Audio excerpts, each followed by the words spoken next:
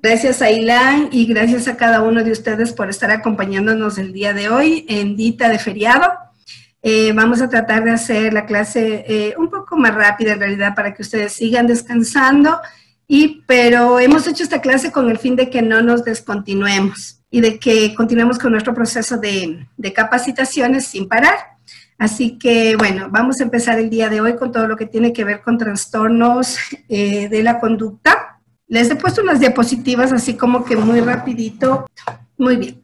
El trastorno de conducta se manifiesta a través de un patrón repetitivo y persistente de comportamiento en el que no se respetan los derechos básicos de otros, las normas o reglas sociales propias de la edad.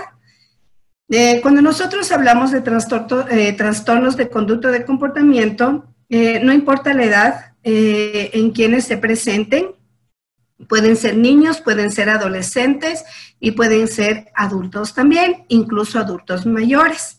Todo depende realmente de la condición en la que se encuentren las personas que tienen este trastorno de conducta. Bueno, al mostrarles este video, yo les recomiendo, es una película súper linda, yo creo que muchos ya la habrán visto, se llama Bajo las Estrellas.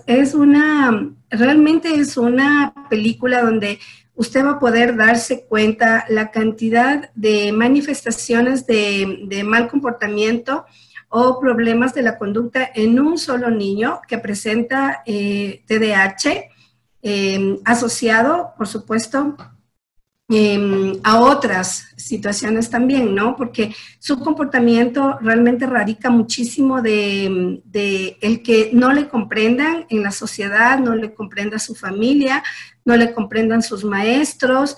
Muchos de los maestros le trataban súper mal y tenía muchísimas conductas disruptivas que realmente se volvían muy molestas en el aula, y los maestros no lograban comprender. Es una muy linda película, yo les recomiendo, pero yo quería que la vean así, porque se ven algunas escenas consecutivas de un niño que está solo en unos momentos, en otros momentos, escondido, totalmente relegado, pero siempre el trabajo de un maestro ayuda muchísimo. Entonces, sí es importante que nosotros reconozcamos a nuestro estudiante, a nuestro hijo, que sepamos cuáles son los trastornos de conducta que puede presentar para poderle ayudar. Aquí les he puesto un trastorno de la conducta muy regular que tenemos en las aulas y que se asocia muchísimo al trastorno de déficit atencional. También tenemos este tipo de trastorno que se presenta en niños que tienen necesidades educativas especiales asociadas a la discapacidad y lo encontramos con muchísima frecuencia. El trastorno negativista desafiante, TND, continuamente se ve en niños, ¿no? Que presentan mucha desobediencia, que son muy desafiantes, que tienen muchas rabietas, presentan muchos malos comportamientos que se deben a una conducta descontrolada. Realmente este tipo de conducta descontrolada hace que todo se convierta en un verdadero fracaso dentro del aula, porque estos niños generalmente incluso llegan a golpear a la maestra, llegan a morder a la maestra, golpean mucho a sus compañeros, les quitan las cosas, o sea, se convierten en niños que realmente pierden el control. En la población general, todos estos datos que les estoy dando está ya escrito o lo he sacado del DSM-5, que es el último que ha salido con todo lo que tiene que ver con trastornos. Entonces, dice que la población general, la prevalencia se estima o se encuentra entre un 2 y 16%. A un niño que presenta los síntomas del TOD o del trastorno de conducta de negativista desafiante, deben hacerle una evaluación completa primero. Es súper importante que esta evaluación se dé. ¿Por qué razón? Porque generalmente este tipo de trastorno suele confundirse muchísimo con otros trastornos o con otras dificultades o necesidades educativas especiales. Entonces, sí es importante que se presente o que haya una evaluación completa. Es importante buscar otro tipo de desórdenes también que se puedan presentar, tales como el trastorno de déficit de atención o hiperactividad, que es el que les decía, que generalmente va de la mano con este trastorno. Los trastornos del aprendizaje, trastornos de ánimo como depresión, trastorno bipolar y trastornos de ansiedad. Ahora hay también un índice alto de niños que son diagnosticados con bipolaridad. Entonces, ellos realmente sí necesitan un trabajo muchísimo más específico y muchísimo más centralizado. Es decir, se debe trabajar con el psicólogo, se debe trabajar con el psicopedagogo. Incluso hay algunos niños que sí necesitan de medicación, entonces eso lo hace, por supuesto, el psiquiatra o el médico que lo vaya a atender o el pediatra que crea conveniente hacerlo. Entonces, ¿por qué razón? Porque realmente el trastorno de la conducta, del trastorno negativista desafiante es súper fuerte. Es un trastorno que realmente sí no debe ser menospreciado por ningún motivo y tiene que ser tomado en cuenta. Sobre todas las cosas porque ellos tienen muchísima ansiedad. Entonces, al generar ansiedad, esta ansiedad genera, este estrés que ellos tienen genera esa ansiedad y esa ansiedad se puede convertir en otros trastornos también que incluso los pueden llevar a la depresión. Hay que tener mucho cuidado. El trastorno oposicionista desafiante, el TOD, se define por un patrón recurrente de conducta. Es decir, es negativista, es oposicionista y es desafiante. Esto constantemente. Cuando usted ve la conducta de su estudiante, por ejemplo, el día de hoy usted tuvo clases y su estudiante vino totalmente enojado, con ira, con molestia y desafiándole en todo momento. Pero esto se vuelve repetitivo. Usted lo ve el martes, lo ve el miércoles o lo ve el viernes, por lo menos 4 o 5 veces en la semana o 4 veces a la semana. Entonces a eso me refiero con que es recurrente. Ahora, si el niño presenta esta conducta una sola vez, en una semana, en un mes, y realmente no es una situación muy común en el niño, no lo podemos catalogar o no lo podemos prediagnosticar de que él tiene este trastorno, porque pudo haber sido que la situación que presentó en ese momento descarga frente a algún problema que tuvo en casa, algún problema que tuvo en la misma escuela o alguna situación que se le presentó que no tiene nada que ver con el trastorno. Ya, las formas más frecuentes de presentarse, el tipo de sintomatología que nosotros encontramos es que se enfadan con relativa frecuencia, es muy habitual en ellos el enojo, la ira, la impaciencia, discuten continuamente con los adultos, es decir, que a ellos no les importa, ellos le desafían y ellos se ponen a pelear con usted. Ahora, es súper importante que usted como maestro sepa controlar y sepa mantener su nivel. El maestro no puede pelear con el estudiante, el maestro no puede irse de palabras con el estudiante y mucho menos intentar agredirle o tocarle al estudiante. Yo sé que este trastorno es súper difícil de llevarlo en el aula porque es un contraponer su criterio constantemente del niño, pero realmente si usted se pone a pelear con el niño va a perder. ¿Por qué razón? Porque usted es un adulto y el niño es niño, entonces con él usted no se puede poner a discutir, tiene que buscar estrategias para calmar al niño en los momentos en los que presenta este enfado relativamente frecuente. Ellos son niños que desafían las reglas de los adultos, no les gusta seguir las reglas que nosotros les ponemos y son muy provocadores, muy incitadores a la pelea, al enojo, a la ira, al discutir. Son niños que intentan en todo momento molestar e importunar de una manera deliberada a las personas que lo rodean, culpan y reprochan a los demás de sus propios errores, suelen estar resentidos con todo lo que les rodea, se molestan e irritan con facilidad, utilizan un lenguaje obsceno. Hemos visto muchos estudiantes que utilizan malas palabras para expresarse cuando se enojan. cuando se enfadan utilizan estas palabras hirientes o con ganas de lastimar al otro, con esa intención, ¿no?, de hacer daño. Suelen tener problemas académicos y generalmente estos niños mienten mucho y son incumplidores. ¿Por qué mienten? Porque de alguna manera la mentira a ellos les hace sentir que se están protegiendo de un castigo que evidentemente va a venir después de una conducta o de un mal comportamiento. Entonces ellos suelen mentir mucho para ocultar o tapar su mal comportamiento. Entonces hay que tener mucho cuidado. Tampoco podemos decirle a nuestro estudiante, eres un mentiroso, eres un incumplido, eres un vago.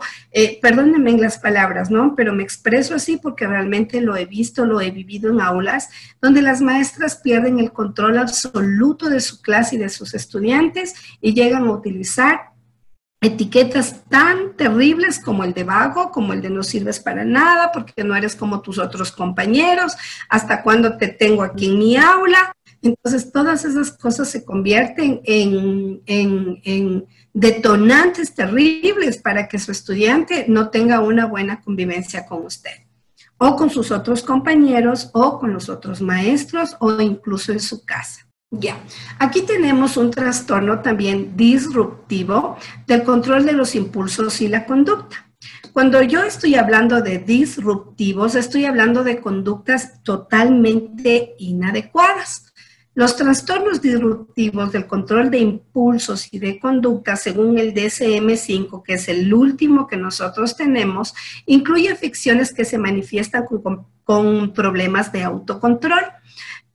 Es esa falta de control del comportamiento y de las emociones, mientras otros trastornos del DSM-5 dicen que este tipo de problemas suelen estar asociados a otro tipo de trastornos, pero que precisamente el que presenta conductas disruptivas, quiere decir malas conductas, malos comportamientos como escupir, como morder, como intencionalmente no ir al baño y hacer sus necesidades en su propio pantalón. Todas estas son trastornos disruptivos o conductas disruptivas.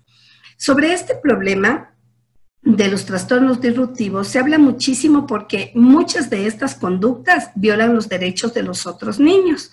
Entonces, sí se ha puesto en una tela de juicio si los niños que tienen este tipo de trastornos deben permanecer en aulas o tienen que estar incluidos. Todavía no se ha dicho, por favor, no vayan a malinterpretar lo que le digo, que estos niños ya tienen que salir del sistema educativo, porque no es así. Nosotros creemos como docentes inclusivos que todos los niños deben tener derecho a esas oportunidades, a ser incluidos dentro de las aulas para poder ser, para que ellos reciban su educación y su aprendizaje. O sea, sí, evidentemente hay estudiantes que tienen conductas extremadamente violentas, extremadamente groseras, que incluso agreden a sus compañeros o a sus maestros, pero que ya realmente la convivencia se convierte en una convivencia totalmente nefasta.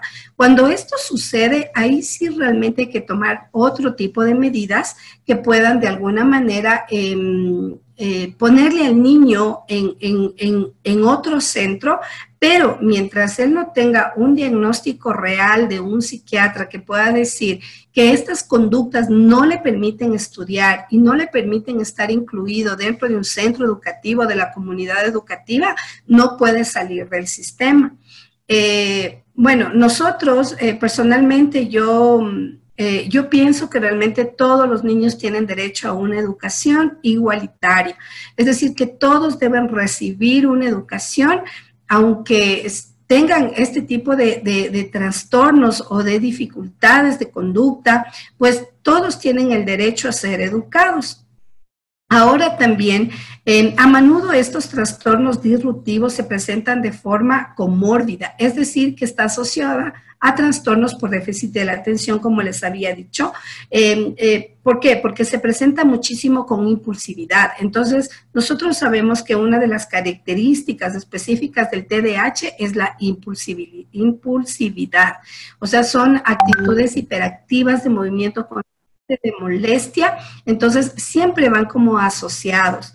Cuando existen factores desencadenantes biológicos o del ambiente o del entorno, como por ejemplo consumo de sustancias, entornos desestructurados como la familia, experiencias de bullying, problemas socioafectivos, nos estamos dando cuenta que este tipo de trastornos también tienen que ver con la parte social. Tiene que ver muchísimo también con la parte social, porque vemos que hay bullying en las escuelas constantemente. No ha parado el bullying en las escuelas, incluso en este tiempo en el que estamos dando clases nosotros a través de una pantalla, vemos que todavía permanece el bullying y se ha vuelto en un bullying cibernético. Hay muchos casos de estudiantes que se sienten totalmente desprotegidos y lastimados por sus propios compañeros. Entonces, el bullying es una situación muy compleja de manejar, muy compleja, pero no es imposible y debe haber en las aulas, dentro de la comunidad educativa, sí se tienen que hacer campañas contra el bullying, donde todos, absolutamente todos los actores de la comunidad educativa intervengan. No puede solamente pedir al DESE que haga una campaña anti-bullying cuando solamente va a trabajar el departamento del DESE. Para nosotros manejar este tipo de conflictos importantísimos y que son tan frecuentes en las instituciones educativas, el trabajo tiene que ser un trabajo en equipo. Si no hay un trabajo en equipo donde todos intervengan, es muy difícil de levantar o de quitar o de erradicar el bullying en una comunidad educativa. Entonces, por eso es importante, sí, el DESE es el encargado de manejar todos estos aspectos, ¿no? Que son generales, o sea, que se generalizan en toda la institución educativa, pero también nosotros desde nuestras aulas debemos trabajar siempre y constantemente con esto de no al bullying, o sea, no hay una negociación con respecto al bullying. ¿Por qué? También genera muchísimas malas conductas, malos comportamientos y de alguna manera este tipo de situaciones ambientales hacen que los niños se vuelvan más violentos. Y muchas personas dicen, ¿no? Bueno, si ese niño te pega, pégale. Si ese niño te golpea, golpéale. Sí, nosotros como padres de familia nos vemos, nos vemos sobre una cuerda floja, donde decimos, solo a mi hijo le golpean, solo a mi hijo le golpean. Entonces ahora yo he tomado la decisión de que ya que en la escuela no encuentro una respuesta frente a esta situación constante, pues me toca a mi hijo entrenarle para que se defienda. Pero estamos realmente generando violencia con más violencia y lo que nosotros queremos eliminar dentro de nuestras propias vidas. Yo personalmente, como María Elena González, pienso que la violencia genera más violencia y que hay muchas otras alternativas que podemos tomar para erradicar este tipo de problemas. Ahora, muy bien, ¿qué tenemos que hacer nosotros para prevenir este tipo de trastornos disruptivos, este tipo de problemas de impulsividad en la conducta? Pues para prevenir este tipo de patologías asociadas es fundamental el diagnóstico precoz. Es decir, que si nosotros estamos viendo que nuestro estudiante de primero de básica o de inicial tiene muchas conductas, pero muchas conductas repetitivas o comportamientos violentos, donde él no puede controlarse, no puede controlar sus impulsos, golpea a sus compañeritos, molesta mucho a sus compañeritos, pues ahí es cuando nosotros tenemos que rápidamente hablar con el DC y decir, esto es lo que estoy viendo en este niño, necesito que por favor hablen con los padres para ver qué está sucediendo, porque si usted deja en un simple momento y decir, no lo voy a remitir, yo creo que sí voy a poder con este niño. Por favor, no nos convertamos en superhéroes del aula, porque realmente los docentes no somos superhéroes. Nosotros no somos personas especiales con poderes especiales que vamos a poder aplicar sobre nuestros estudiantes. Nosotros somos maestros, somos docentes que nos estamos capacitando día a día, con el fin de buscar estrategias, de buscar técnicas para trabajar con los niños, pero tampoco nos demos las de superhéroes porque no vamos a poder. Realmente sí necesitamos conocimiento para poder manejar este tipo de situaciones. Entonces sí es importante que usted se conecte con el DC, con todos los maestros, voy a preguntar, a ver si en arte es igual, a ver si es que en educación física es igual, a ver si sus comportamientos son iguales en ciencias, en matemáticas, en dibujo, en arte, en música. Pues y si todos llegan a llegar a un acuerdo y dicen, sí, este estudiante tiene todos estos problemas de conducta también en todas las clases, pues ese es el momento preciso en el que usted tiene que acudir al DESE. Yo sé que es un poco complejo también acudir al DESE, ¿por qué? Porque el DESE tiene tantos casos, pero no importa, su responsabilidad es llegar hasta allá y remitir a su estudiante para que hable con sus padres y de ahí sí se puede hacer un diagnóstico real que evidentemente no lo hace el DESE, este diagnóstico lo va a hacer un psicopedagogo de afuera, no de la institución, porque el DESE no está obligado a hacer evaluaciones psicopedagógicas, eso no lo puede hacer, ni tampoco puede hacer intervención. Realmente donde podemos ver cómo nosotros podemos como maestros etiquetar a nuestros estudiantes, incluso como padres, cómo nosotros nos desesperamos y llegamos a un punto de perder la batalla. Perdemos la batalla, botamos la toalla y decimos ya no podemos más y ya no resisto más esta situación y ya no puedo más con esto. Entonces, sí, ¿por qué? Porque todo lo que tiene que ver con trastornos del comportamiento se convierte en una situación muy difícil de manejar.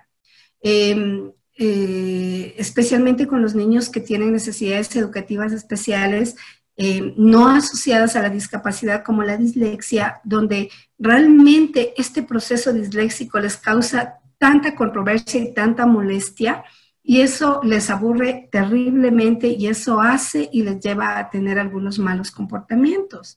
Igual tenemos los niños con trastornos, con necesidades educativas especiales asociadas a una discapacidad, y también tenemos nuestros niños, por supuesto, nuestras personitas tan hermosas como son los niños con autismo o los niños con Asperger. Ellos presentan unas conductas o unos comportamientos tenaces, donde para nosotros se vuelve realmente un reto gigantesco el poderlos incluir y el poderlos hacer parte de nuestras aulas, porque nosotros no estamos preparados realmente, muchos maestros no lo estamos.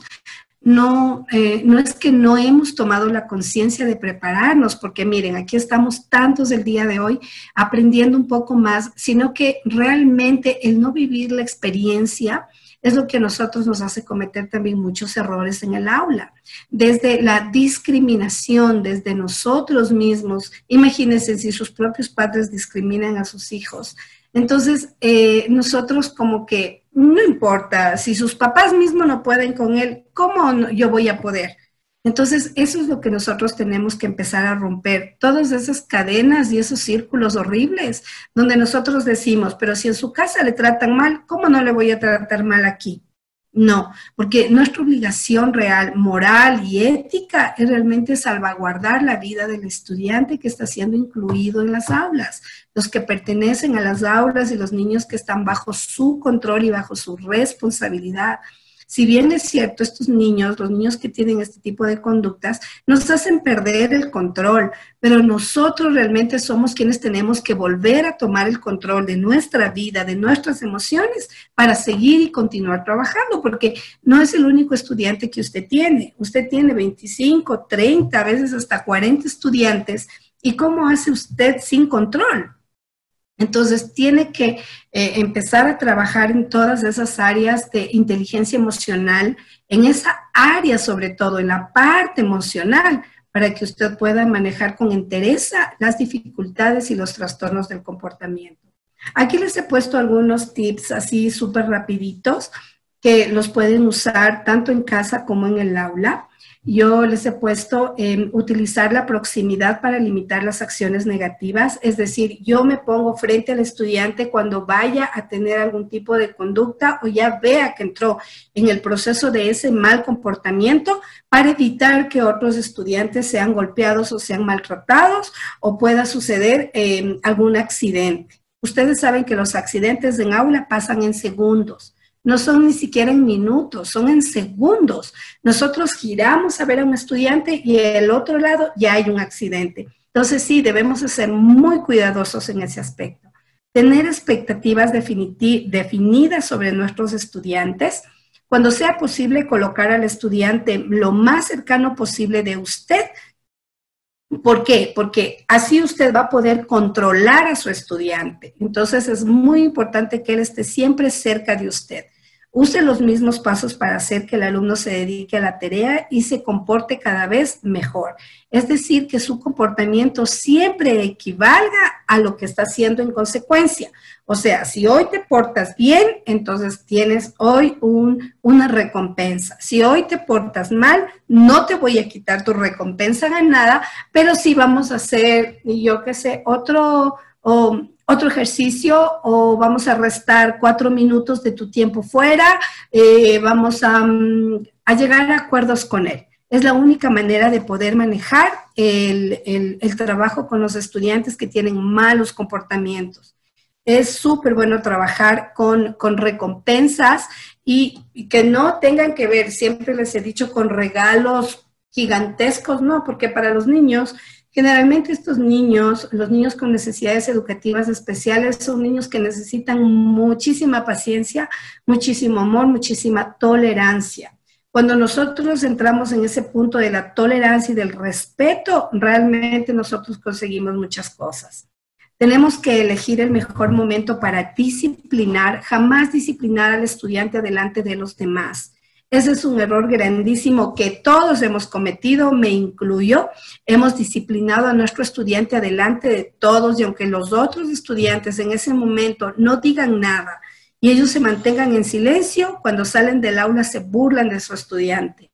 Entonces, es preferible disciplinarlo en silencio, de manera individual, después de que haya cometido, por ejemplo, la falta. En ese momento lo que voy a hacer es intervenir para que no siga en el proceso del comportamiento, pero no lo voy a disciplinar frente a los demás, y mucho menos con gritos o con enojos. No se puede enojar y no puede gritar. A ver, nos puedes ganar cuando tratas de llamar a un estudiante frente a sus amigos, eso es lo que les decía. Retroceda hasta que hable con él en privado. Intente empatizar con su alumno, aunque usted ya lo va a hacer, porque esto de la empatía es un proceso desde el inicio del año. Cuando usted es empático y resiliente con su estudiante desde el inicio del año, usted consigue mucho.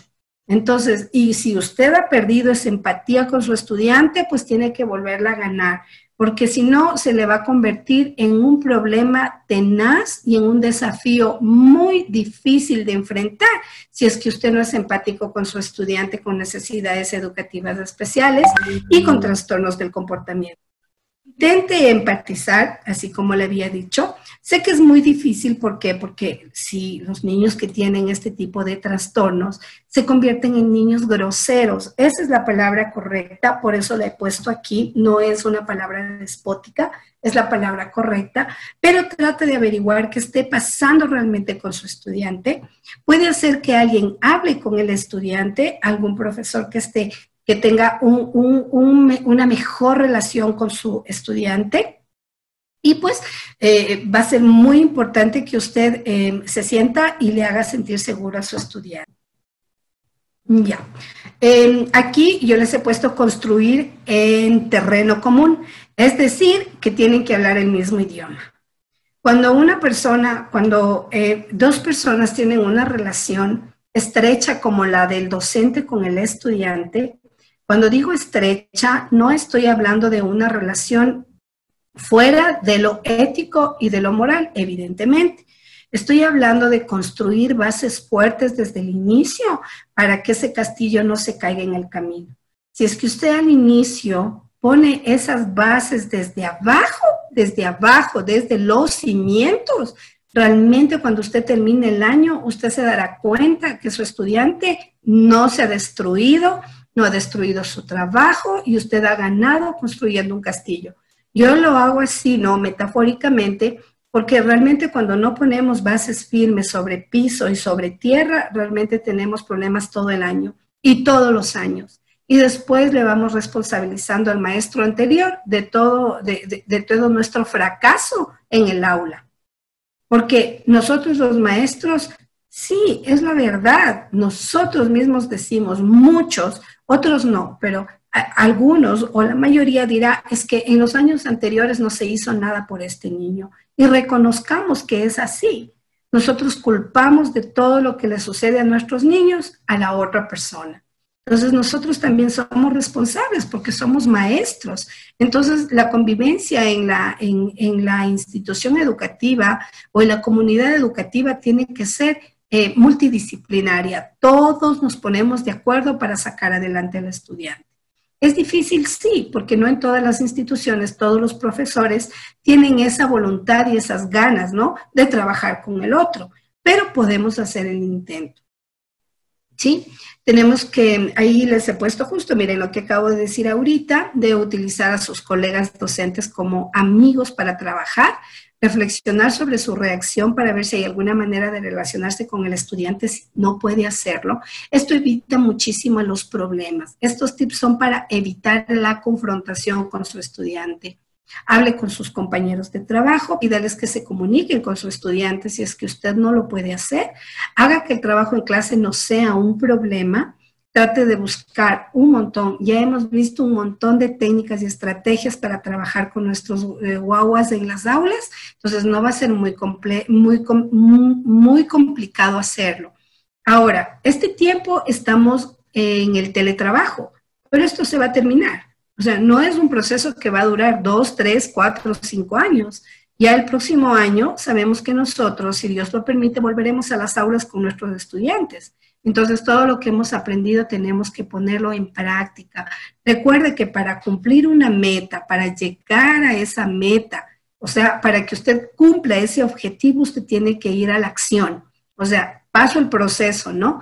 Hago el proceso, primero me educo, veo el conocimiento y después pongo en acción. Porque si usted no pone en acción, todo lo que usted está aprendiendo realmente se le va a hacer muy difícil. Pruebe la técnica de tutor, hable con el tutor si es que usted no es tutor de aula, si usted es solo profesor especial, entonces pues hable con el tutor para que su trabajo se vuelva más empático y más amable. Pregúntese si el estudiante es bueno en su materia o realmente, pregúntese si su estudiante es realmente tan malo en su materia o realmente es que usted no ha encontrado la forma de a él ayudarle para que ame su materia. El otro día recuerdo que una maestra en esta de las conversaciones que tuvimos en una de estas charlas, no recuerdo cuál fue la maestra o el maestro que lo dijo, pero recuerdo que dijo claramente, es que lo que pasa es que nosotros a veces no tenemos paciencia con nuestros estudiantes y esa es la verdad. A veces no somos pacientes. A veces nosotros nos complicamos y otro profesor decía, lo que pasa es que yo soy tan malo para matemáticas, pero es culpa de mi profesora, porque ella no me supo enseñar. Me pegaba y yo por eso no aprendí matemáticas. Entonces, ¿qué es lo que nosotros damos a nuestros estudiantes cuando estamos trabajando y qué estamos esperando en cuanto a comportamiento, a normas, a reglas? ¿Qué es lo que yo debo hacer desde un inicio? Siempre, siempre las reglas tienen que ir desde el principio. A ver, estas son las reglas en mi clase. Yo incluso hago carteles y rótulos para que mis estudiantes no se olviden. Yo trabajo mucho con el semáforo rojo, verde, naranja, y eso me ayuda muchísimo también en cuanto a comportamiento. Y nunca me doy por vencida ni nunca me rindo, porque realmente nuestro trabajo es tan hermoso, el ser docente es una responsabilidad tan bonita que realmente no nos podemos dar por vencidos y rendirnos, aunque ya botamos la toalla, pues estamos como a tiempo de respirar y volver a tomar esa toalla y decir, no, aquí yo voy con mis campeones, porque si no, aquí voy a terminar mal yo y van a terminar lo peor del mundo, terminar mal mi estudiante. Entonces no podemos rendirnos jamás. No importa el comportamiento, porque realmente nosotros cuando decimos, por ejemplo, cosas como, es que este estudiante está tan mal, ese comportamiento, qué horrible que tiene, pues no importa, porque si usted se rinde por ese mal comportamiento que su estudiante tiene, realmente no le está dando la y no le está dando esa fuerza que él necesita para seguir adelante. Yo les he dicho que todo tipo de trastorno y necesidad educativa especial no es porque el estudiante lo quiere hacer. A ver, yo me voy a portar mal hoy, ahorita mismo les voy a hacer pedazos a mi profesora, pero que me odie y yo odiarle. es absurdo, porque un niño realmente tiene otro tipo de problemas que van asociados a zonas de su cerebro que no le permiten trabajar con orden, no le permiten trabajar con respeto, no le permiten trabajar con obediencia. Entonces, ese proceso sí es largo, pero podemos avanzar. La negatividad puede ser, de alguna manera, una forma de defenderse frente a algunas otras cosas más profundas que puede tener. Entonces, nuestra obligación es seguir con el buen combate y avanzar con nuestros estudiantes y no darnos por vencidos. ¿Estás? Sí, ahí terminé ya las diapositivas.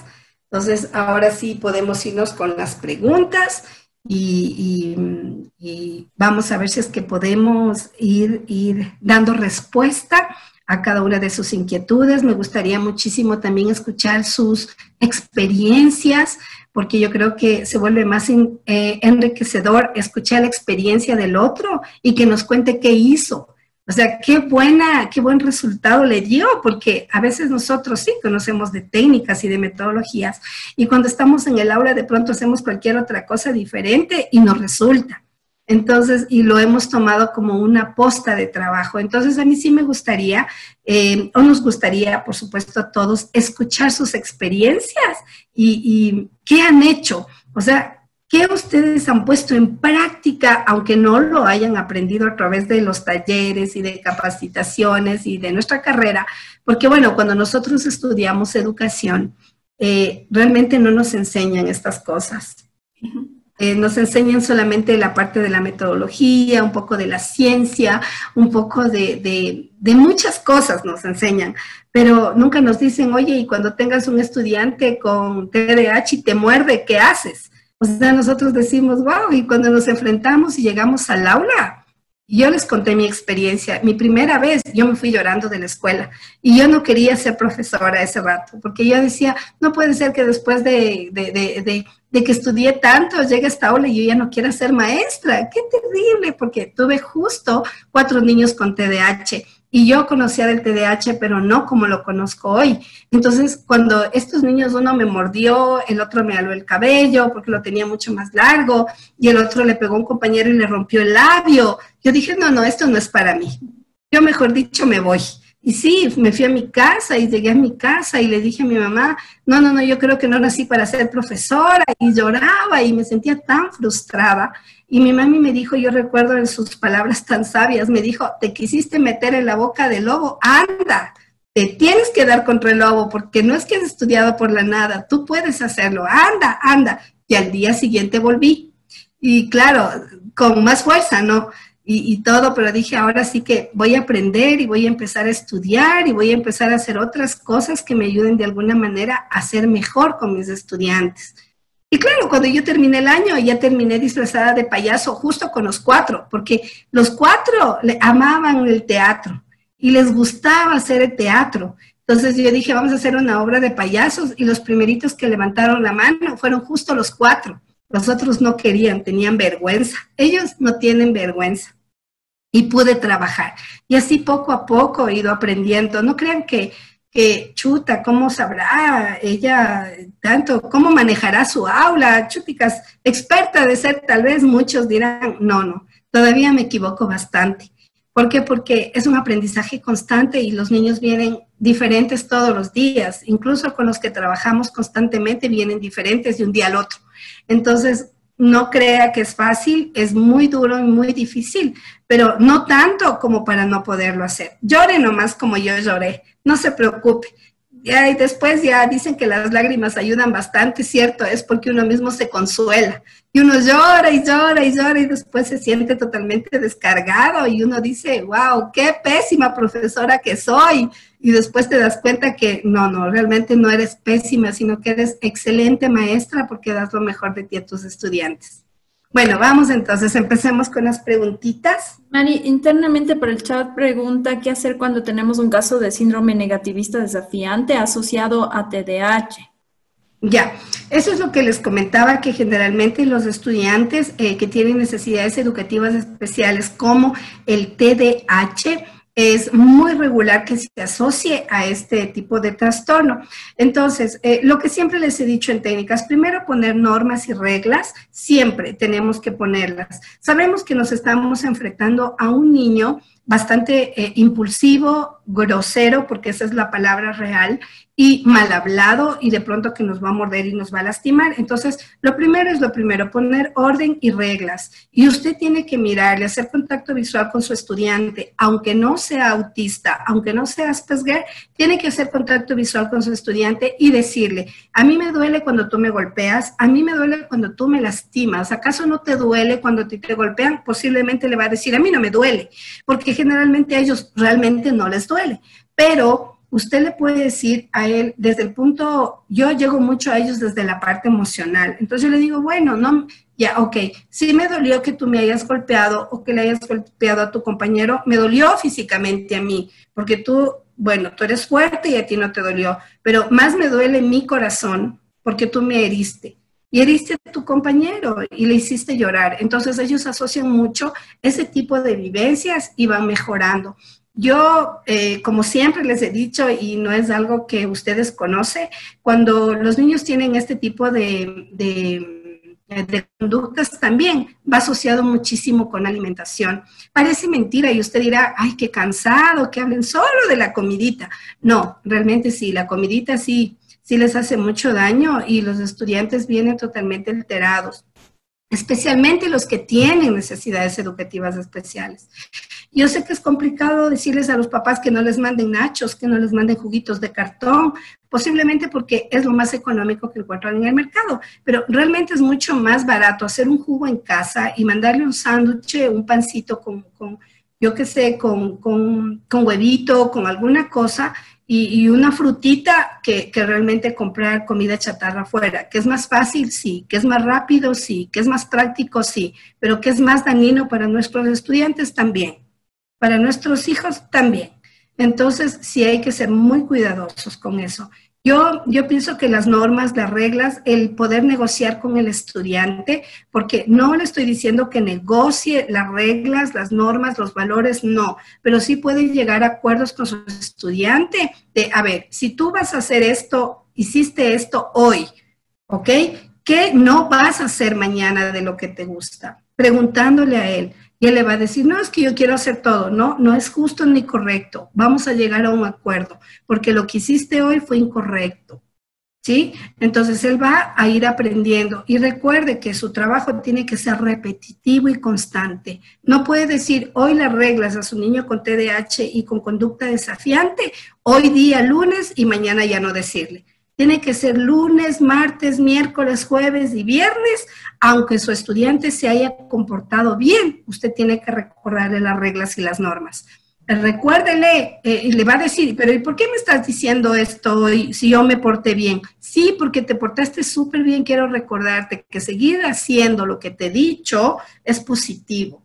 Entonces, eso le va a ayudar. Trabaje con el semáforo. Yo trabajo con el semáforo en rojo, verde, amarillo. Yo trabajo mucho con, les he dicho, ¿no? Yo trabajo con los cuadros de fichas. Yo trabajo muchísimo con recompensas, porque a mí me funciona. Posiblemente muchas psicólogas o muchas colegas digan, no, es que eso y eso y eso. No, o sea, a mí realmente me ha funcionado. Posiblemente a otras personas no les haya funcionado, pero a mí me ha dado muy buenos resultados. He probado de todo, he hecho de todo con mis estudiantes y realmente hasta yoga he hecho con mis estudiantes y me ha funcionado. Entonces yo he buscado un montón de técnicas, el currículo nuestro es súper flexible, lo que tiene que ver con el currículo de adaptaciones curriculares es súper flexible. Saben que yo hace poquito estoy ahora en un curso, en una capacitación, estaba hablando ahí un chico que es magíster, muy conocedor de la parte legal, de todo lo que tiene que ver con el marco legal, y él realmente me dilucidó muchísimas cosas, porque yo le decía, bueno, pero ¿cómo vamos a poner en el en nuestras adaptaciones curriculares cosas que no dice y luego nos van a llamar la atención. Entonces, él me mostró un artículo fantástico, es el artículo 24, ¿no? De la ley, donde dice que el currículo es totalmente flexible frente a estos estudiantes y que nosotros podemos utilizar muchísimas técnicas, muchísimas metodologías y podemos utilizar un montón de estrategias y que realmente nosotros estamos amparados por ese artículo. Con esto no significa que vamos a hacer lo que quiera o lo que queremos, no, todo bajo la responsabilidad del conocimiento y de que va a funcionar. ¿Sí? Y cosas que sean reales y verdaderas, o sea, no vamos a ir a poner y hacer lo que queramos, no, hay que prepararnos para poder coger estrategias y aplicarlas en el aula. Eso, mi Pati. Muchas gracias, mi Mari. Están preguntando también, bueno, nos comenta Mónica Castro Delgado que tiene una hija con discapacidad intelectual y a ella no le gusta estudiar, solo lo hace por 5 minutos y tiene un carácter súper fuerte. ¿Cómo hace para ayudarle? Le pone como premio y ahí sí hace alguna tarea y hace la tarea y la premia, pero si es que medio hace, o sea, no tal vez le entiendo que a veces lo hace, pero lo hace también a medias. Ya, bueno, ahí eso es lo que yo les decía hace un ratito nomás, ¿no? Que lo del premio tiene que ser bien, pero bien estructurado y bien planificado. No podemos decirle, te voy a premiar cuando tú hagas tu tarea, pero si lo hace a media luz o a pocas la tarea y yo le premio, estamos haciendo mal. Así no se debe hacer. La estrategia no se utiliza así. La estrategia tiene que ser, el día de hoy vas a hacer tu tarea y voy a cumplir contigo dándote un premio hoy, pero mañana no lo voy a hacer, pero igual tienes que hacer tu tarea. Es que no quiero hacer, perfecto, entonces no hay premio, no hay nada, pero si tú no vas a hacer tus tareas, entonces estás perdiendo todos tus derechos. Tenemos que trabajar, derechos y obligaciones, porque aunque tengo una discapacidad intelectual, no significa que no se den cuenta de las cosas. Ellos son súper inteligentes, se dan cuenta de todo y saben hasta dónde llega usted. Saber, yo le voy a medir a mi mamá y le voy a manipular, porque créanlo o no, nuestros hijos también nos manipulan. Es la realidad del amor, así es. Entonces, yo sí le recomiendo que usted no le premie, si ella no ha hecho la tarea como debe hacerla, no le premie, porque usted está, más bien dicho, fortaleciendo una mala conducta. Al que ella no hace sus tareas o las hace a medias, pero no importa, pobrecita, le voy a dar nomás por el esfuerzo. No, en el caso de ella no, porque ella sabe que cuál es su debilidad y cómo yo me voy a comportar. Entonces, no podemos premiar si es que ella no cumple con su trabajo.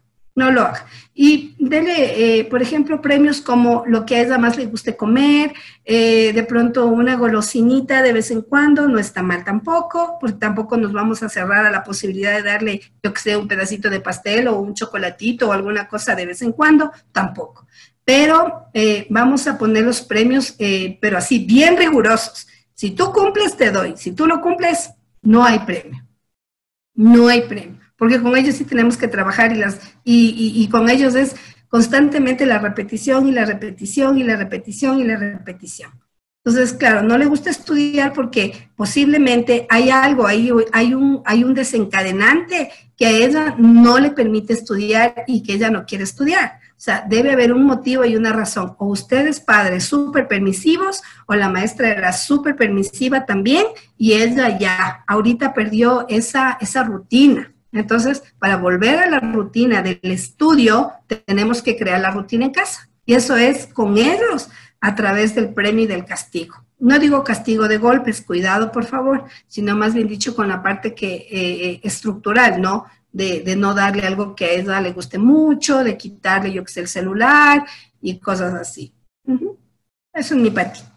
Muchas gracias, mi Mari. ¿Cómo están? Buenas tardes. En realidad esta charla para mí de todas las que he escuchado es la que más, con la que más me he sentido identificada. Yo en este momento estoy participando como madre de familia. Yo tengo un hijo que ya tiene 18 años, pero él fue diagnosticado desde los 4 años, TDAH, TOD, con un coeficiente intelectual súper alto de 146. Entonces, para mí fue una lucha, no tienen idea, él ya tiene 18, él está estudiando en Alemania, o sea, lo logramos superar.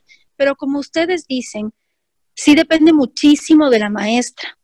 Había maestras que simplemente le dejaban que él pase fuera de la clase, o sea, porque ya no podían con él, así de simple.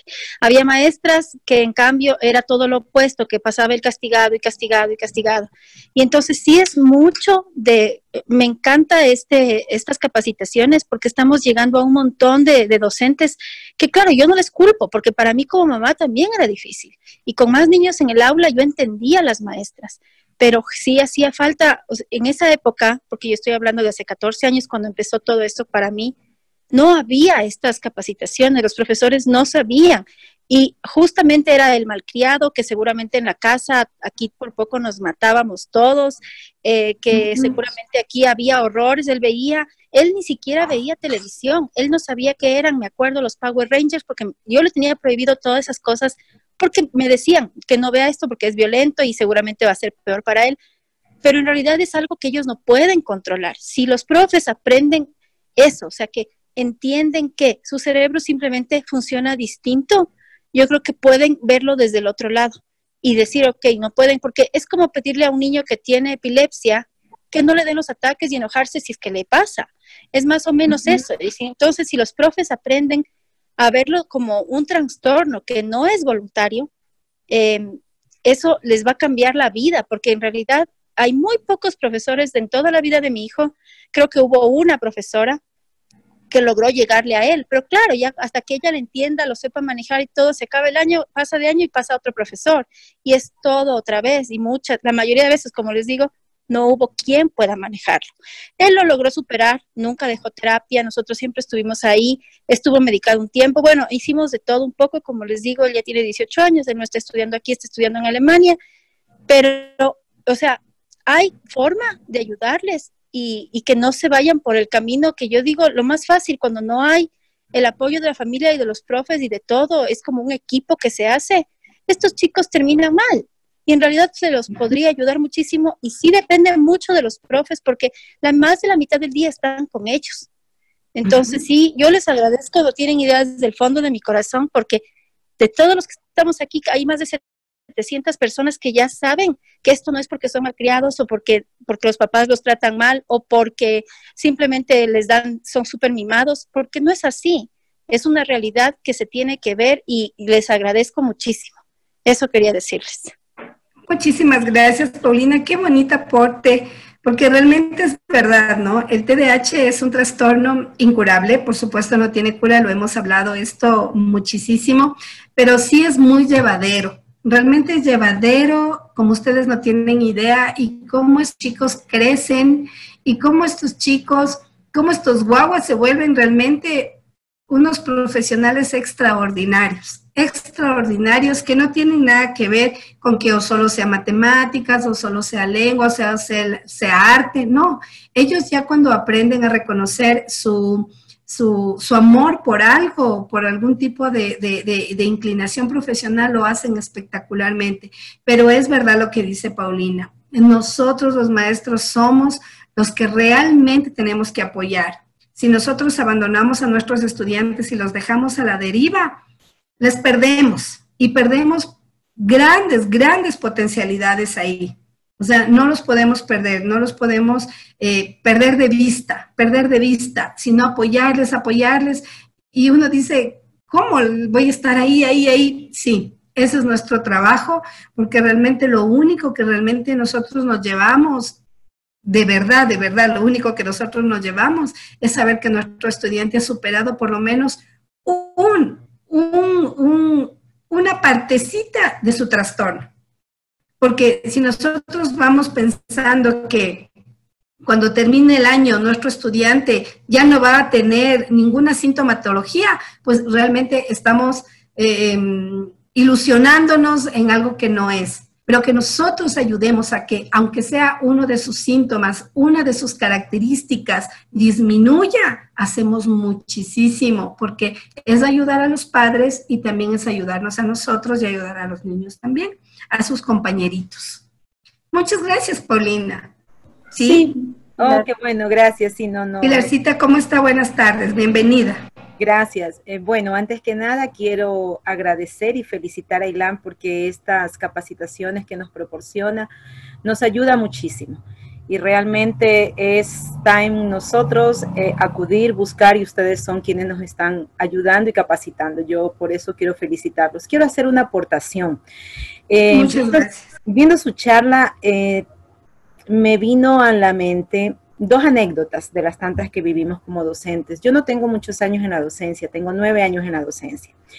Pero al inicio, cuando estuve estudiando y llegó el momento de hacer mi tesis, realmente la película que usted pasó fue la pauta para que yo decida el tema de mi tesis. Y mi tesis, yo soy profesora de matemáticas, mi especialidad es física matemática. Y siempre me ha dado a mí esa consternación, esa pena de que existe el rechazo de los estudiantes a las matemáticas, la fobia, y esto yo siempre digo es el docente, es el profesor el que pinta la película de la materia, no hay otra, porque todos lo hemos vivido. Así que cuando yo vi esa película, yo dije, esta es, así es como tengo que hacerlo. Y mi tesis precisamente fue las matemáticas aplicadas por medio del arte. Y lo apliqué de tal manera que el jurado salió encantado, y es como yo lo aplico en la actualidad. Yo aplico todo lo que sea arte, lo aplico para mis matemáticas, y a los chicos les gusta, porque nosotros en todo, con el arte, nos podemos apoyar para todo. El arte maneja números, maneja fechas, maneja siglos. Si hablamos de Miró, maneja figuras geométricas. En fin, tenemos un mundo fabuloso dentro del arte para estudiar matemáticas. Y la otra parte que me hizo recordar fue precisamente la conducta disruptiva de la cual usted hablaba. En mis primeros años de experiencia, yo tuve un estudiante muy pequeñito, de 6 años. Todo el mundo lo catalogaba de malcriado, malcriado, malcriado, deja lo que es un malcriado, pero realmente a mí me llamaba la atención porque si usted conversaba con él, era un niño que tenía una facilidad de palabra en sus 6 años de edad, le encantaba leer, leía muchísimo, y era de los alumnos que a nosotros nos obligan a prepararnos más porque siempre tiene la pregunta adelantándose del tema. Entonces era muy interesante conversar con él. Hasta que un día la mamá llega y me da un informe, eran una institución educativa de mucho dinero, de mucha élite. Entonces los estudiantes cuando iban al médico no iban al médico de aquí. Entonces una vez la mamá me trajo un informe del Healthy Memorial de Miami, y donde me indicaba que el niño tenía el síndrome de la negación. Entonces yo cuando leí esto realmente me pareció una cosa absurda. En mi vida había escuchado algo así. Crecemos en un medio que el que dice no, pues es no conocemos. Exacto, no conocemos. Así que bueno, leí el informe y todo, y desde ahí comenzó mi trabajo, porque yo dije, no, aquí yo lo voy a ganar. Entonces yo empezaba, porque todo lo que se le pedía que haga él decía, no, yo no quiero, y eran los gritos, las peleas, los berrinches, hasta se lanzaba al suelo. Listo. Digamos que este niño se llamaba Pepito. Entonces empezaba yo mi día y decía, vamos a trabajar esta actividad, pero Pepito no la va a hacer. Y yo, pero ¿por qué no la voy a hacer? Yo la quiero hacer. Y él hacía la actividad. Entonces yo me manejaba de esa manera. Íbamos, por ejemplo, a algún evento, porque era un colegio católico y teníamos la misa los lunes. Entonces decía, bueno, nos vamos a la capilla porque vamos a recibir la misa, pero Pepito no va, porque Pepito no le gusta la misa. No, es que yo sí voy a ir, pero es que Pepito, para ir allá, tenemos que portarnos bien. Pero entonces, ¿cómo? No, yo sí voy a ir. No, Pepito no va. Entonces él insistía y se portaba muy bien, era un ejemplo de niño. Entonces ahí manejé simplemente mi instinto, porque no tenía una ciencia que me diga esto se maneja de esta manera. El informe no venía con pautas, solo venía con un diagnóstico, nada más. Entonces realmente yo creo que los docentes nos manejamos mucho también por el instinto. Tenemos que trabajar ese instinto materno hacia todos nuestros hijos pequeños que tenemos, porque nuestros estudiantes son nuestros hijos a la larga. O sea, pasamos tantas horas con ellos en el día que vivimos sus cosas, vivimos sus experiencias conjuntamente, y donde podemos apoyarlos, apoyamos. Obviamente yo soy profesora ahora de básica superior y bachillerato. Me manejo igual con esto del arte, manejo mi materia de esa manera. Trabajo muchísimos proyectos porque yo creo que el aprendizaje basado en proyectos es algo maravilloso y que podemos sacar adelante. pero realmente a mí me ha servido mucho estas pautas que yo he ido aprendiendo y como le digo, no está en la ciencia, no me lo indicaron, pero fue el instinto. Gracias a Dios no he cometido un error del cual diga, bueno, sale usted sancionada por tal o cual cosa, porque errores cometemos todos en el camino y aprendemos de eso, nos levantamos, pero yo creo que tiene mucho que ver el instinto que tenemos los docentes frente al grupo grande o pequeño de estudiantes. Eso es. Muchísimas gracias, mi estimada Marilén. Muchísimas gracias, Pilar, le agradezco mucho por su testimonio, realmente, qué bonito, ¿no? Porque sí, eso nos suele pasar a muchos que nos traen un diagnóstico y nosotros decimos, ¿y ahora? ¿Y qué es esto? Y los papás generalmente nos dicen, bueno, verá, me dijeron esto y esto es lo que tiene mi hijo, entonces esto me dijeron que hay que hacer. Y uno dice, wow, ¿y ahora qué voy a hacer? Entonces ahí está también nuestra autocapacitación para trabajar y buscar técnicas, ¿no? Es súper importante. Ahora, yo estaba leyendo aquí en el chat, que generalmente no lo abro mucho, mil disculpas porque estoy utilizando la pantalla y me gusta verles a todas, donde me decían que está muy complicado decir la palabra castigo. Realmente la palabra castigo en el área psicológica es tomado desde el punto de vista, o más bien dicho, esquematizado hacia cumplir una orden, y si no la cumples, pues no es que te voy a golpear, sino que te quito, te retiro o hago una, no penitencia, no puedo decir penitencia porque la palabra penitencia no va asociada al castigo, pero sí es una corrección. Entonces, claro, lo que le podemos decir al niño es, ok, hoy voy a corregirte, ¿sí? En vez de la palabra castigo, pero no se asocia realmente al retirar o quitar algo. Puedo utilizar la palabra te voy a quitar esto, no te voy a dar. Generalmente el no se utiliza mucho en estos niños porque no lo interiorizan como no. Entonces es preferible decir, ok, te voy a quitar, te voy a corregir, puedo decirle tal vez te voy a sancionar, o yo juego con mis guaguas también. Yo sí utilizo la palabra castigo, no les voy a mentir, pero yo sí les explico claramente a mis estudiantes y hago la socialización con padres. Entonces, a mí me funciona. Pero cuando tengo este tipo de problemas, porque sí los he tenido también, no crea que no, si ha habido padres que han venido por poco y a quererme crucificar, pero yo he hablado con ellos y me han comprendido, pero yo les he dicho que son correcciones. Y yo les digo, te voy a multar. Entonces dicen, ¿cómo me vas a multar? Porque se asocia mucho la multa con el dinero. Entonces yo les digo, te voy a multar quitándote el tiempo. Entonces ellos dicen, ya, profe, bueno. Entonces sí, hay padres que realmente sí se sienten como un poco preocupados por la palabra porque la asocian al golpe.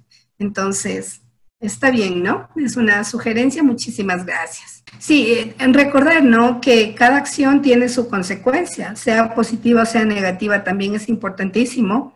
Decirle a nuestro estudiante que la acción o una acción equivocada tiene una consecuencia también, no una mala consecuencia, sino una consecuencia. Y la consecuencia es quitarle algo, retirarle algo, o tiempo menos, o cualquier situación. Todo lo que hago, de lo que hago tengo que hacerme responsable, y todo lo que yo haga tiene consecuencias, sean buenas o sean malas. O sea, hay que asumirlas también. Ya. Buenas tardes, mil disculpas. Sí, hablando del Elisa, buenas tardes. No, nada más una aportación. Yo estimo que ellos son los que más sufren dentro del sistema educativo, porque cuando nosotros nos topamos con niños con discapacidad, como que las mismas docentes son bastante empáticas con ellos por el mismo hecho de tener discapacidad. Los niños TDS, en cambio, suelen ser muy etiquetados. Entonces, es muy importante que nosotros siempre al comienzo del año, yo, por ejemplo, sensibilizaba al grupo de padres de familia, porque yo ya sabía qué niños iba a tener. Entonces, les decía que tienen que concientizar también a sus niños sobre las diferencias que tenemos en el aula, ¿no? Y eso es muy importante porque los papitos nos van ayudando también a conversar con sus niños, porque ellos muchas veces o se asustan o tienden a imitar lo que ellos ven en sus compañeritos.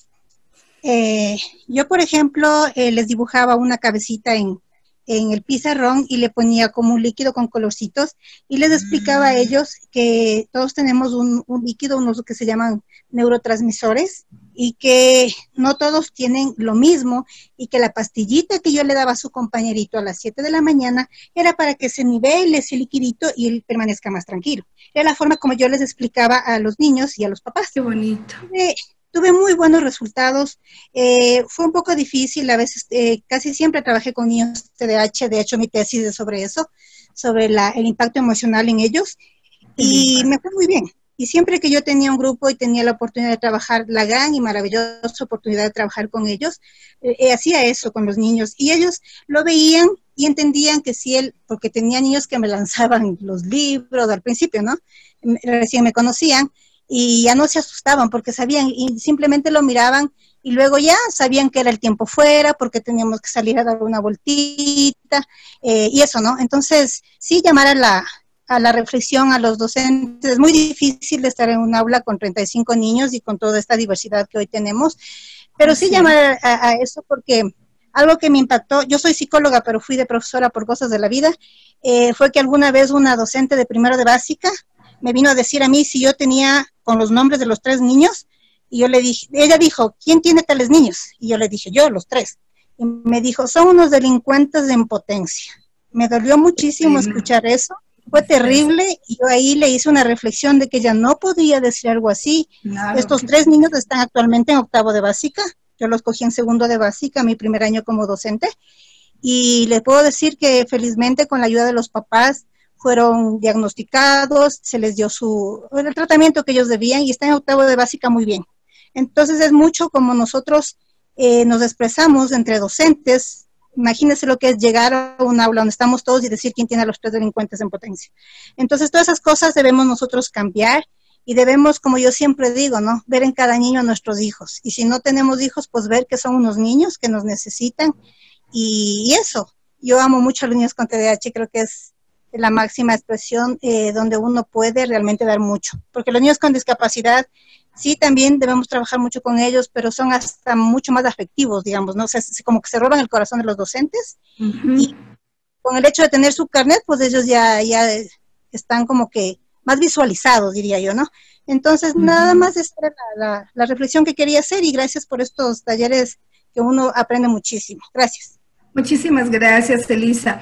Es la realidad, es lo que lo que nos decimos todos en realidad, porque no solamente es un docente, hay muchos docentes todavía que tenemos que aprender a ser un poco más sensibles, a sensibilizarnos frente a la situación, frente al dolor que siente nuestro estudiante. No me voy a cansar de pedirles que vean esa película y en el próximo taller les voy a preguntar y me van a contar un montón de cosas y yo sé que van a tener un montón de preguntas ya resueltas, porque de verdad nosotros somos los primeros en discriminar a nuestros estudiantes. Es muy doloroso, es muy triste, pero es la realidad. Entonces, lo que nos decía Elisa es verdad, veamos en esos niños a nuestros hijos. Nos gustaría que a nuestros hijos les traten de la manera en la que nosotros tratamos a nuestros estudiantes, y esa no debería ser una premisa, pero sí es una sugerencia, porque nos ponemos a pensar y decimos, a ver, si mi hijo tuviera este problema, me gustaría que la maestra le discrimine, le empuje, los compañeros le traten mal y yo no hacer nada. Entonces, realmente sí es muy importante que nosotros, es verdad, nosotros pasamos la mayoría del tiempo con nuestros estudiantes, porque sus papis trabajan. Este tiempo ha sido un tiempo de bendición. Yo realmente lo puedo decir así, profes, este ha sido un tiempo hermoso de bendición, porque muchos padres han vuelto a reconstruir sus familias. O sea, muchos han reconstruido una familia perdida, donde no había papá, donde no había mamá, donde no había hijos, donde no había esa afectividad. Entonces, qué complejo, ¿no? Pero también sí, hay casos también muy dolorosos de violencia familiar, pero yo creo que todas esas cosas sí se las puede tratar hablando. Yo estoy súper comprometida con Pati a hacer una escuela para padres, porque realmente vernos como maestros es una cosa y vernos como padres es otra. O sea, ¿quién nos hace a nosotros? ¿Quién se apiada de nosotros los maestros cuando somos papás? creen que no somos padres. Y la realidad es que somos padres y estamos cargadísimos de un montón de cosas, de un montón de problemas, de situaciones económicas, cargados de estrés, de cansancio, o sea, y la única manera en la que podemos nosotros sensibilizar al padre es siendo padres y poniéndonos en el papel de padres, pues de hablar como papás y llegar a un consenso y decir, miren, yo soy papá de un niño así, yo soy mamá de una niña así, ¿qué puedo hacer? ¿Quién me puede ayudar? Y eso es súper bueno, es muy enriquecedor porque conocemos de otras experiencias. Entonces, bueno, estoy muy comprometida con este taller y capacitaciones. Sí, mi Mari, qué chévere también ver como nos decía Paulina, que es mamita y ella está asistiendo porque es mamá. Y en realidad falta muchísima motivación a los padres de familia a prepararse porque una cosa, como siempre digo, para mí ser padre es como sacarse un título universitario. Toca estudiar desde cómo trabajar, de cómo entenderles a los pequeños, a los adolescentes. Pero ser padre de un niño con necesidades educativas especiales ya es otro nivel. Yo le veo muchísimo otro nivel porque es un trabajo el triple también para los padres. Porque también la falta de conocimiento es la que a ellos les da esta parte de no entender al docente. Pero si logramos que tanto el padre como el docente entienda y conozca todas estas temáticas, pues creo que estaríamos avanzando mucho en la parte de la calidad educativa a los niños con necesidades educativas especiales. Mis queridos profes, muchísimas gracias por haber venido acá. María Elena, muchísimas gracias por tu charla. Nos son las palabras de despedida para habilitar los micrófonos y despedirnos. Ya. Bueno, Pati, había estado leyendo dos preguntitas que están en el chat que les voy a responder así bien rapidito. Una persona me preguntaba que, qué hace el maestro cuando tiene un diagnóstico, que le dieron un diagnóstico, pero este diagnóstico no es real, no es verdadero, sino que se hizo este diagnóstico y ¿qué puede hacer? Bueno, frente al diagnóstico que ya está en sus manos y si fue aprobado por el Ministerio de Educación, por el distrito y en el colegio se aceptó ese diagnóstico, no lo puede cambiar. A menos que se pida una nueva evaluación, pero igualmente los padres son los únicos que pueden hacer esa evaluación y la van a volver a hacer y le van a volver a pedir a la persona que le hizo y que lamentablemente qué falta de ética si esto está sucediendo en alguna institución, pero no les queda a ustedes otra alternativa que hacer adaptaciones para esa niña o ese niño y seguir trabajando. No se ponga a discutir con el padre, no se ponga a pelear con el padre de familia porque va a perder. Con respecto a un documento que esté firmado por la UDAI, que esté firmado por el Ministerio de Educación y esté aprobado por el rectorado y vicerrectorado de su institución y el de no se ponga a pelear. Continúe trabajando, aunque usted piense que su estudiante no tiene. Más bien lo que yo haría es trabajar con mi estudiante y tratar de que todo lo que les doy a los otros, darle a él, porque sé que tiene esas capacidades para hacerlo. Pero tenga mucho cuidado. Y otra de las preguntas, más bien dicho, no es una pregunta, sino una reflexión, que yo quiero que por favor ustedes se sensibilicen, porque escuché que decían educar a los padres para que ellos eduquen bien a sus hijos. Realmente suena bastante duro, pero no debemos educar a los padres, nosotros reeducamos, es decir, vamos a fortalecer esas... valga la redundancia, esas fortalezas y esas potencialidades que tienen los padres para ser excelentes padres, porque ninguno es un mal padre. Todos aman a sus hijos porque cada quien a su manera, a su forma, pero no podemos decir este padre no ama. Hay siempre por atrás, hay muchos traumas, muchos dolores, muchas cosas que los padres tienen a veces y lo reflejan en sus hijos, pero eso no implica que no haya un amor fidedigno. Entonces hay que ser muy cuidadosos con las cosas que le decimos los padres, los profesores, ¿no? Porque a veces se nos sale con otro profesor y decimos, qué malos padres son, por eso son así sus hijos. Y escuchábamos el testimonio de Paulina, donde ella nos decía, nosotros nunca peleábamos, estábamos bien en familia, no teníamos problemas, amábamos a nuestro hijo, y todo el mundo decía que qué estará pasando en la casa, y por qué esos padres, ¿cómo serán? Que mi hijo es así. Entonces hay que ser cuidadosos y prudentes siempre con lo que decimos, porque bien dice el dicho, ¿no? Que por la boca el pez muere. Entonces hay que ser cuidadoso con lo que decimos. Muy, muy, muy cuidadosos, porque ahora con tantas denuncias nos pueden decir hasta usted me acusó de mentiroso y de esto y de esto y usted dijo esto, y ahí sí nos complicamos. Seamos prudentes, simplemente seamos prudentes. Muchas gracias, mi Mari. A todos por este día tan maravilloso. Gracias por estar con nosotros en feriado. Es una alegría verles siempre, siempre, y continuemos con nuestras capacitaciones, que estamos gustosos de aprender más. Eso, mi Pati querida. Muchas gracias a todos. Muchas gracias, mis profes. Nos vemos el día de mañana. Hasta mañana.